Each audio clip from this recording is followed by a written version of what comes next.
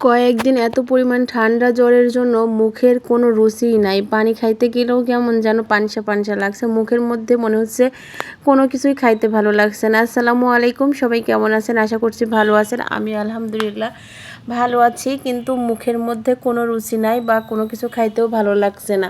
তো তাই জন্য ভাবলাম যে কি কিনবো বা কি করব। এই জন্য কিন্তু আজকে বাজারে গেলাম। বাজারে যাই শুটকি মাছ কিনলাম আর কই মাছ কিনলাম। কই মাছ দিয়ে আলু দিয়ে রান্না করব আজকে বাসাতে।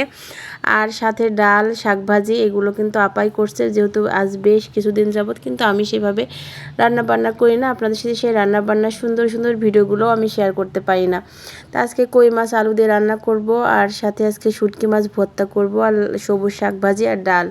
এটাই রান্না ছিল আজকে বাসাতে দুপুরবেলা। আর দুপুরবেলা রান্না করলে যেহেতু রাত পর্যন্ত হয়ে যায়, এই জন্য আর অত কষ্ট করতে হয় না। আর এই যে এই মাছটা আমি এখন ভুনা করব। এখানে কিন্তু কই মাছ আলু দিয়ে আমি সুন্দর মতো মশলাটা কষাই নিয়ে কিন্তু আমি জিরে ভাজা দিয়েই কিন্তু মানে ভুনা করব। আর বললাম না, মুখে একদমই খাইতে মন চাচ্ছে না, কোনো কিছুই ভালো লাগছে না। শুধু কিছুক্ষণ পর পর মনে হচ্ছে কী খাবো কী খাবো।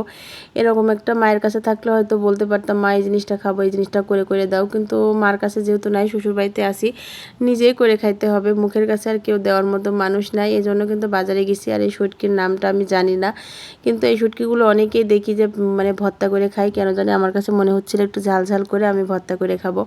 তার জন্য গোটা রসুন, পেঁয়াজ, কাঁচামরিচ, শুকনো মরিচ আমি তেলের উপরে দিয়ে একটু ভাজি করে নিছি। আর শুটকি মাছটা ভালো মতো ধুয়ে আমি একদম তেলের উপর দিয়ে ভাজে এখন শিলপাটাতে বাটাবাটি করছি। হয়তো এটা ব্লেন্ডারে করা যাবে, কিন্তু শিলপাটার মতো ভর্তা কিন্তু অনেক বেশি মজা হয় না। এভাবে কিন্তু যদি শিলপাটাতে ভর্তা করা যায় তাহলে অনেক বেশি ভালো হয়। আর সত্যি কথা বলতে আজকে দুপুরবেলা অনেক মজা করে ভাতটা খাওয়া হয়েছে, যেহেতু ঝাল ঝাল করে শুটকি মাছটা ভর্তা করা। আর আমার কাছে মনে হয় মুখে যদি স্বাদ নাও থাকে, তারপরেও কিন্তু যদি শুটকি ভর্তা বা এমনি ভর্তা দিয়ে ভাত হয়, তাহলে আপনি 2 প্লেট ভাত কিন্তু খাওয়া যায়। এটা কিন্তু সবাই জানে কম বেশি, আর আমার ক্ষেত্রেও তাই হয়েছে। আর ভর্তা টর্তা করার পরে কিন্তু এখন যেহেতু বাসাতে একটা আম ছিল, ছেলেকে আম কেটে দিলাম। তা আমি আর ছেলে মেয়ে দুইজনেই কিন্তু আমটা খেয়ে নিলাম। আর আমটা কিন্তু আশ্বিনী আম হিসাবে টক ছিল না, বেশ ভালোই মিষ্টি ছিল।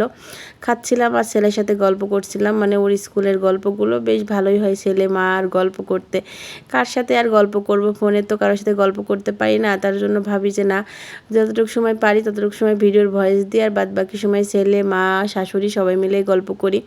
তো এই গল্পের মধ্যেও একটা আলাদা একটা শান্তি, একটা মায়া আছে বা ভালোবাসা কাজ করে। কিন্তু ওই যে ফোনে কারোর সাথে কথা বলা, এগুলো আমার কাছে কেন জানি মনে হয় যে না, কথা বললে আরও বেশি ঝামেলা। কারোর সাথে কথা বললে এখানকার কথা ওখানে, ওখানকার কথা ওখানে বলে আসলে আপনি যে কথাটা বলবেন না সেই কথাটাও আপনার পিছনে লাগাবে মানুষ।